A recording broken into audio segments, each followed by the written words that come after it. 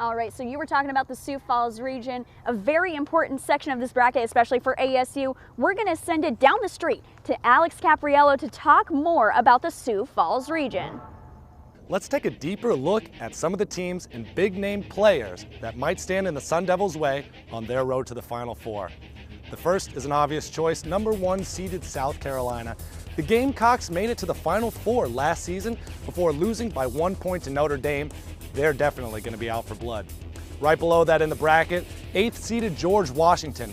They're led by Jonquel Jones. She's averaging a double-double this season, a very strong candidate for NCAA Player of the Year. Now, when it comes to 13th seeded Army, they've won 29 games this season. That's the most in their program's history.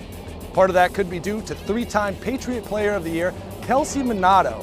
She's shooting a ridiculous 43% from beyond the arc. Now, the 3rd-seeded Ohio State team is always a contender, but they've had a rough stretch lately. They've lost 3 of their last 4, despite being ranked 3rd in the nation in terms of scoring. When it comes down to the competition for the Sun Devils beyond round 1, we need to look at Green Bay and Tennessee. I foresee Green Bay upsetting the Volunteers. The Volunteers have lost 13 games this season, the most in their program's history. As you can see, a very competitive field, but the Sun Devils have one thing up to their advantage, and that's playing here in Tempe for the first 2 rounds. Let's see if they take advantage of that. Back to you guys.